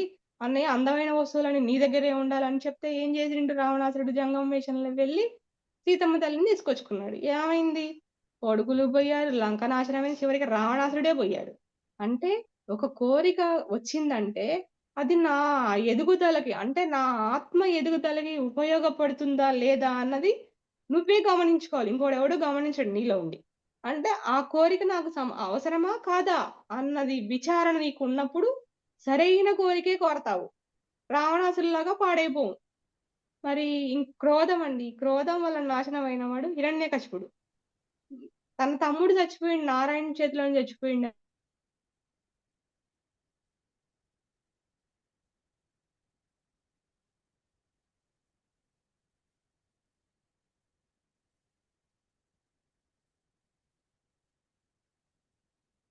మరి ప్రహ్లాదుడు చెప్తాడు కదా! ఇందుగలడు అందులేడు సందేహం వలదు చక్రి ఎందెందు వెదికినా అందందే గలడని దానవాగ్రిని వింటే అంటాడు. అంటే సర్వం కల్విదం బ్రహ్మ అన్న స్థాయిలో ప్రహ్లాదుడు ఉన్నాడు. మరి ఎక్కడున్నాడని తను వెతుకుతున్నాడు. మరి ఎప్పుడో తమ్ముడు చచ్చిపోతే నా తమ్ముడు చావుకు కారణం నారాయణుడే అని పగబట్టి నువ్వు అందరి మహానుభావులందరినీ ఎవరికి హవిస్సులు ఇవ్వకోకుండా హవిస్సులంతా నాకే కావాలని ఏ దేవతలకి హవిస్సు చెందకోకుండా అందరి హవిస్సులు నువ్వే తీసుకున్నాడు. అందరూ హిరణ్యకశిపాయ నమః అనండి మీరెవ్వరు నారాయణ అనొద్దు అని ఫిక్స్ చేసి పెట్టాడు. అంటే నీ క్రోధం వల్ల నాశనమైంది నువ్వే కదా! ఎక్కడున్నాడు హరి అంటే కొడుకుని అడుగుతాడు. ఈ స్తంభంలోనే ఉన్నాడు వచ్చేసి వేసేస్తాడు. అంటే నీ క్రోధం వల్ల నాశనమైంది నువ్వే. క్రోధం వల్ల చాలా మంది పోయారండి. ఇప్పుడు మనం ఎక్కువ హిరణ్యకశిపుని చెప్తాం కానీ ఇప్పుడు ధృతరాష్ట్రుడు కూడా క్రోధం వల్లే పోయాడండి. ఎందుకంటే తన పెళ్లికి ముందు అదే గాంధారి జాతకంలో జాతక దోషం ఉంది, పెళ్లి చేసుకుంటే భర్త చచ్చిపోతాడంటే ఆమెను ఒక జంతువుకి అంటే మేకకో దేనికో ఇచ్చి పెళ్లి చేసినాక అది తర్వాత ధృతరాష్ట్రుడికి ఇస్తారు. అంటే కళత్ర దోషం ఉందని తర్వాత ధృతరాష్ట్రుడికి చేస్తారు. చేస్తే ఒక విధవ స్త్రీని నాకు కట్టారా అన్న కోపంతో గాంధారి వంశాన్నందటినీ జైల్లో పెట్టిచ్చేస్తాడు. పెట్టించేసి వాళ్ళకి ఎవ్వరికి భోజనం పెట్టుకోకుండా 100 మంది ఉంటే ఒక్కొక్కరికి ఒక్కొక్క గింజ పెడతాడు. ఆ ఒక్క గింజ కూడా పాపం వాళ్ళందరూ ఆ ఒక్క గింజ ఎవ్వరు తినుకోకుండా శకునికి ఇచ్చి బతికిస్తారు. వాళ్ళందరూ చచ్చిపోతారు. వాళ్ళ శక్తితో ఆ పాచికలు రెడీ అవుతాయి. నీకు అసలే కళ్ళు లేవు, నీకు పిల్ల నీడమే ఎక్కువ, పైగా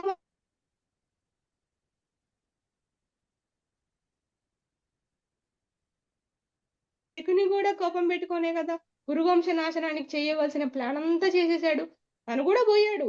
అంటే క్రోధం వల్ల నాశనం అవుతావురా, నీ కోపం నిన్నే నాశనం చేస్తుంది అన్నది బాగా గుర్తు పెట్టుకో.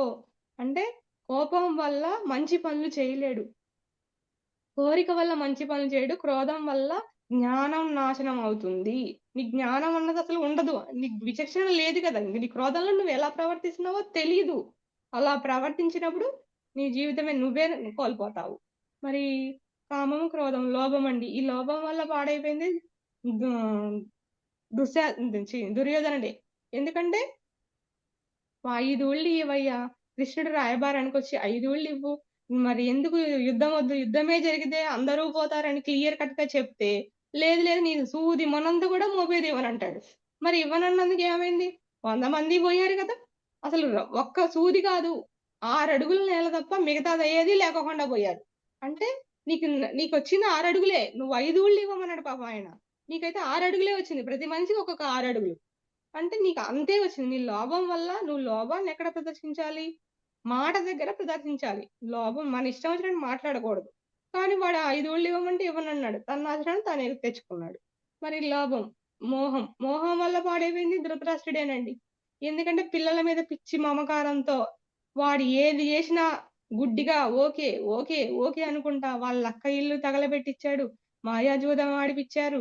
మరి చిన్నప్పుడే భీముణ్ణి విషాహారం పెట్టి నదిలో దోసేశారు. ఇవన్నీ ఎన్ని చేస్తున్నా కొడుకు మీద పిచ్చి ప్రేమతో ఓకే అని అన్నాడు. ఏమైంది? చివరికి కొడుకులే లేరు. ఆ పాండురాజు వెళ్ళిపోతూ ఈ రాజ్యాన్ని పెద్దగా అయినాక నా పిల్లలకి అప్పచెప్పు అన్నయ్య అని చెప్పేసి వెళ్ళిపోయాడు. కానీ నువ్వేం చేశావు? నీ పిల్లల మీద మమకారంతో కనీసం వాళ్ళకి రాజ్యం ఇవ్వకపోగా వాళ్ళని చంపడానికి ప్రయత్నించావు. ఏ పిల్లల్ని బతికించుకోవడానికి చూసావో అసలు ఆ పిల్లలే లేరు కదా. ఇప్పుడు ఇది మనకు కూడా వర్తిస్తుందండి. నా పిల్లలు అంట. ఎవరు అసలు నీ పిల్లలు? ఈ జన్మకి వీళ్ళు వచ్చారు, ఈ జన్మ తీసుకొని ఏదో రుణం ఉన్నావు నువ్వు, వచ్చారు వాళ్ళు నీ జీవితంలోకి. రుణం తీరిపోయిందా వాడు వెళ్ళిపోతావు, లేదా నువ్వే వెళ్ళిపోతావు. అంటే పిచ్చి ప్రేమతో పెంచుకోకురా అని చెప్తుంటారండి. అంటే మోహం వల్ల పాడైపోయింది ధృతరాష్ట్రుడే. మరి మదం వల్ల పాడైపోయింది దుశ్శాసనుడు అండి. ఇక దుశ్శాసనుడు కదా ఇక అంతు పంతులు లేకోకుండానే పోయింది. నిండు సభకి వదిన అమ్మతో సమానం. మరి ఆమెను ఈడ్చుకొని వచ్చాడు, చీరలు లాగేశాడు. మరి మదం వల్ల ఏమైంది? దుశ్శాసనుడు కూడా చనిపోయాడు. గర్వం అది. ఆ గర్వంతో నేను ఏదైనా చేసేయచ్చు. అంటే ఒక స్త్రీని అలా తీసుకురావడం, ఆ బట్టలు తీసేయడం అన్నది ఎంతవరకు కరెక్ట్? అంటే ఎంత బాధ ఆమె అనుభవించి ఉంటుంది. అది ఎంత కరెక్ట్? అంటే మరి మన తల్లిని అలా చేస్తే ఊరుకుంటామా? ఊరుకోలేం కదా. అంటే ఆ బాధ ఎంతో బాధ. ఆ రకంగా నాశనమైన వాడు దుశ్శాసనుడు అండి. ఈర్ష్య వల్ల నాశనమైన వాడు శిశుపాలుడు అండి. ఈ శిశుపాలుడు పుట్టినప్పుడు 3 కాళ్ళు 3 చేతులతో పుట్టాడంట. మరి ఎవరైతే ఇతన్ని ఎత్తుకుంటారో అప్పుడు ఎగస్ట్రా ఉన్న చెయ్యి కాలు ఊడిపోతుంది, అతని చేతిలోనే మరణం ఉందని అశరీరవాణి పలికినప్పుడు కృష్ణుడు ఎత్తుకున్నప్పుడు అతనికి ఉన్న చెయ్యి కాలు ఊడిపోయింది.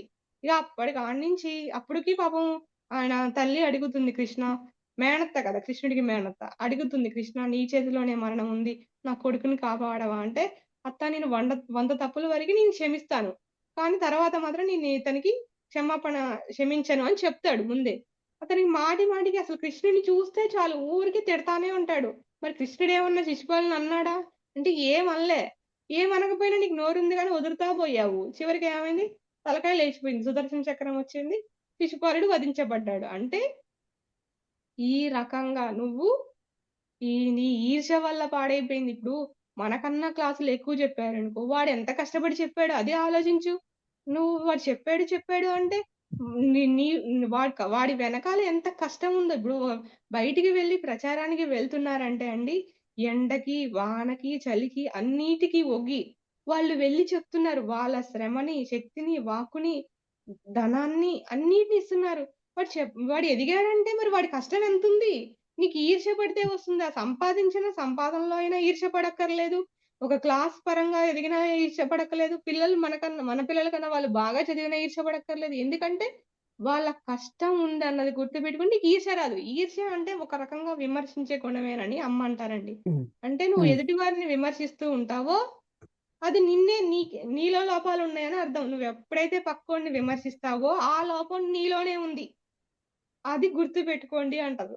అంటే మరి ఈ అరిషడ్ వర్గాల్ని వదలాలి. వదిలినప్పుడే నువ్వు ఆత్మదర్శనం అన్నది కలుగుతుందండి. ఏ ఒక్కటి ఉన్నా ఆత్మానుభూతి ఎవ్వరికీ కలగదండి. అంటే ఏ ఒక్కటి ఉన్నా మరి ఈ కోపాన్ని లోక కళ్యాణానికి వినియోగించాడు కదా! మరి అదేంటి ఆయన బాగా కోపం ఉంటుంది కదా! భృగు మహర్షి. భృగు మహర్షి ఇంకొక మహర్షి ఉంటారు కదా! ఆయన అదేంటి లోక కళ్యాణానికి ఆయన కోపం ఉపయోగపడిందండి. అంటే ఇటు త్రేతాయుగాన్ని కాపాడబడింది. అలాగే ఇటు ద్వాపర యుగం కూడా రావడానికి ఛాన్స్ వచ్చింది. ఆయన పేరు గుర్తు రావట్లేదు నాకు.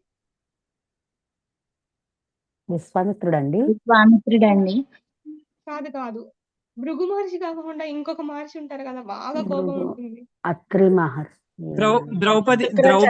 ద్రౌపదికి వరాలు ఇచ్చిన మహర్షి అండి. ద్రౌపదికి వరం ఇస్తాడు ఆ మహర్షి. కాదు. శుక్రాచార్యులు. గౌతమి కాదండి. భృగు మహర్షి కాకుండా ఇంకొక మహర్షికి అదే అంబరీషుడి దగ్గరికి అతను 3 లోకాలు తిరిగి నన్ను కాపాడండి అని అంటా ఉంటాడు. దుర్వాసముని. ఆ దుర్వాసముని కోపం రెండు లోకాలను కాపాడడానికి అంటే త్రేతాయుగంలో రాముడు ఇక ఆంజనేయ స్వామిని వదిలిపెట్టి వెళ్ళాక ఇక్కడే ఉండిపోతాడు. మరి అక్కడేమో ఎంతో కాలం అయిపోయింది. రాముడు భూలోకానికి వచ్చి నువ్వు విష్ణులోకానికి వెళ్ళాలి రామ, నువ్వు రా అంటే నేను ఆంజనేయ స్వామి వదలలేను అని అంటా ఉంటాడు. దుర్వాసముని అను నారదులు వారు ప్లాన్ వేసుకొని మేమిద్దరం మాట్లాడుకుంటా ఉంటాము. నారద నువ్వు అను విష్ణుమూర్తి రాముడు మాట్లాడండి, నేను వస్తాను. నేను వచ్చినప్పుడు నీకు నమ్మిన బంటుని ఎవరినైనా పెట్టుకో, ఎవరిని లోపలికి రానియద్దు అని ముందే చెప్తాడు రాముడితో. చెప్పి ఆయనతో మాట్లాడడానికి దుర్వాసముని లోపలికి వెళ్ళి రాముడితో మాట్లాడుతుంటే సరే నమ్మిన బంటు ఎవరై అంటే ఆంజనేయ స్వామిని కాపలాగా ముందు పెడతాడు. ముందు పెట్టి ఈ దుర్వాసముని వస్తాడు. ఈ నారదుల వారను దుర్వాసముని ప్లాన్ వేసుకున్నది ఇదంతా. అంటే రాముడు తన శరీరాన్ని వదిలేసి పైకి వెళ్ళిపోవాలి విష్ణులోకానికి. మరి త్రేతాయుగం అయిపోతే గానీ ద్వాపర యుగం రానప్పుడు వీళ్ళు వేసుకున్న ప్లాన్ ఈయన వచ్చేస్తాడు. ఈయన కోపం తెలుసు కదా ఆల్రెడీ. ఆంజనేయ స్వామిని అడుగుతాడు నన్ను లోపలికి పంపి అంటే కుదరదు స్వామి రామాజ్ఞ అంటే నీ రామరాజ్యమే ఉండకుండా చెప్పిస్తానంటే వద్దులే నేను పోతే పోతాను గాని నువ్వు వెళ్ళు అని అంటాడు. పాపం లోపలికి పంపిస్తాడు. పంపిస్తే ఆయన మాట్లాడిన తర్వాత నువ్వు నమ్మిన బంటు మాట్లాడడం అంతా అయిపోయి బయటకు వచ్చినాక నువ్వు నమ్మిన బంటు అన్నావు కదా, మరి ఆంజనేయ స్వామి నన్ను పంపించాడు కదా, మరి పంపించొద్దంటే మరి లోనికి పంపించాడు కదా అని చెప్తాడు. నారదుల వారు ఈ దుర్వాసం వీళ్ళిద్దరు మాట్లాడుకున్నప్పుడు దుర్వాసుడు వచ్చేస్తాడు కదా, పంపించాడు కదా అంటే అప్పుడు ఆయన్ని బహిష్కరణ చేస్తారు. దేశ బహిష్కరణ అంటే ఒక రకంగా అది మరణదండంతో సమానమే. మన దగ్గర ఉండలేడు, ఇక రాముడి దగ్గర ఉండలేడు ఆయన బహిష్కరణ చేస్తే. రాముడే లేనప్పుడు ఆంజనేయ స్వామి లేనప్పుడు రాముడు ఉండడు కదా, అప్పుడు ఆయన శరీరాన్ని సరయూ నదిలో వదిలేస్తాడు రామలక్ష్మణుడు. ఈ రకంగా అంటే ఆయన కోపం త్రేతాయుగం అయిపోయి ద్వాపర యుగం రావడానికి. ద్వాపర యుగంలో ఒక రోజు ఈ పాండవులు రక్షించబడడానికి కూడా దుర్వాసముని కోపమే ఉపయోగపడిందండి. ఒక గుంట తీసేసి ఆ రోజంతా యుద్ధం చేయకూడదు, వాళ్ళు వీళ్ళకి కనపడకూడదు. ఒక గుంట తీసి ఆ గుంటలో 5గురిని పెట్టేసి దాని మీద ఒక ఒక లేయర్ లాగా ఏదో ఒక బండ లాంటిది వేసి దాని మీద కుర్చీ వేసుకొని కూర్చుంటాడు దుర్వాసుడు. అప్పుడు వీళ్ళు కౌరవులు అడుగుతా ఉంటారు, పాండవుల్ని చూసారా అంటే చూశాను, నా కిందే ఉన్నారు అంటా ఉంటాడు. కానీ నిజమే చెప్తున్నాడు. కానీ ఆయన లేండి, వాళ్ళని కనిపెడితే ఆ రోజుతో వాళ్ళ డెత్తే. వాళ్ళని ఎప్పుడైతే కనిపెట్టారో వాళ్ళకి ఇంకా ఉండదు, ఇక వాళ్ళకి యుద్ధం లేదు, వాళ్ళు లేరు ఇక. కానీ ఆ రోజంతా సూర్యోదయం నుంచి సూర్యాస్తమయం దాకా ఆ గుంట కిందే ఉన్నారు, ఈయన దాని మీదనే కూర్చున్నాడు. అంటే అడుగుతా ఉంటారు కానీ కౌరవులు ఉన్నారు, నా కిందే ఉన్నారు అంటాడు. కానీ ఈ బామ్మో ఈ ముని జోలికి పోతే మమ్మల్ని ఎక్కడ చెప్పిస్తాడా అని వాళ్ళ జోలికి రారు. అంటే ఆ రకంగా పాండవులు కాపాడబడ్డారు. అంటే 2 యుగాలు రక్షించడానికి దుర్వాస ముని కోపం పనికొచ్చింది. అంటే యోగుల కోపం లోక కళ్యాణానికి ఉపయోగపడుతుంది, మన నాశనానికి ఉపయోగపడుతుంది అన్నది దీన్ని బట్టి తెలుసుకోవచ్చండి. అంటే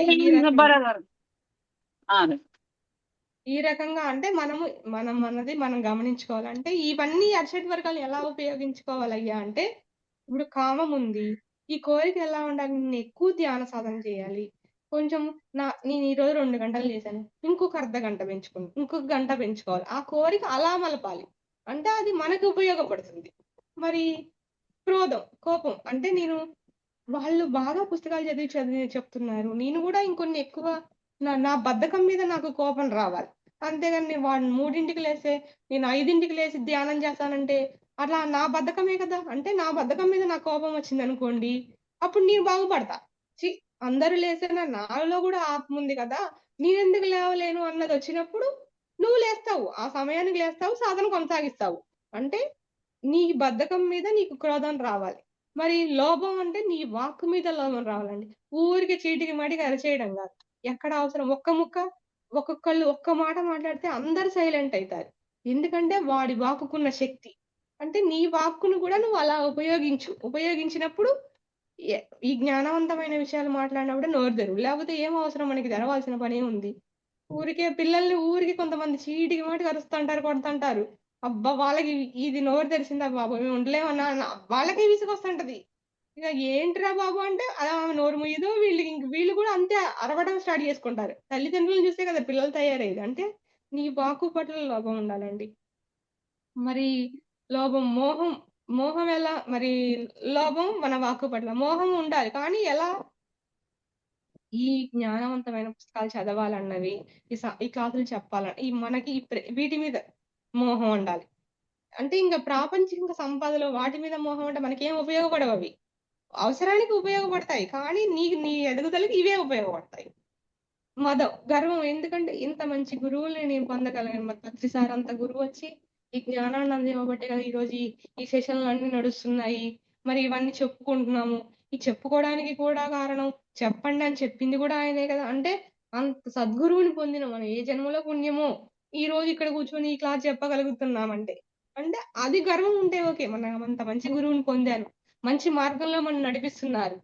ఈ రకంగా అంటే మన అరిషడ్ వర్గాలన్నీ సరి అయిన విధంగా ఉపయోగించుకున్నప్పుడు నీకు అవి ఉపయోగపడతాయి. అంటే నేను అనే భావాన్ని, నాది అనే మమకారాన్ని, అజ్ఞానంతో కూడిన మూర్ఖత్వాన్ని, భయాన్ని వదిలినప్పుడు నువ్వు నీ కర్తవ్యాన్ని సరిగ్గానే సాధిస్తావండి. థ్యాంక్ యూ మేడం, ఇంతటి అవకాశం ఇచ్చినందుకు ధన్యవాదాలండి. Thank you madam, thank you అండి. మరి 4 రోజుల నుంచి కూడా చక్కగా మానవుని కర్తవ్యాల గురించి ఒక్కొక్క పాయింట్ ఒక్కొక్క గంట చెప్తున్నారు మేడం. చాలా అద్భుతంగా ఉంది. మనం వదలవలసినవి ఆ హర్షడ్ వర్గాల్ని ఎప్పుడైతే వదులుతామో, కామం, క్రోధం, లోభం, మదం, మాత్సర్యం ఎప్పుడైతే వదులుతామో, అది ఎంత మార్పు వస్తే వదులుతామండి. అవి చెప్పడానికి ఈజీగానే ఉంటుంది ఆ పదం. అవి వదిలితే కామం అనేది కోరికలు వదిలేసుకుని, క్రోధం, ద్వేషం అంటే ద్వేషం, అసూయ అంటే ఎవరినైనా చూస్తే వాళ్ళంతా బాగున్నారు, మనం ఎలా ఉన్నాము అంటే నిజమే, అక్కడ విమర్శన ఒక్కొక్క పదం వస్తుందన్నమాట. అలాంటిది కామం, క్రోధం, మదం అంటే నేనెంత సంపాదించుకున్నాను, నాకెంత అధికారం ఉంది అనే మదం, మాత్సర్యం ఇవన్నీ వదిలితే అప్పుడు అక్కడ ఇంకేమీ ఉండదు. ఇంకా ఆత్మవైపు ప్రయాణమే, అంతా వెలిగే, అంతా కాంతే.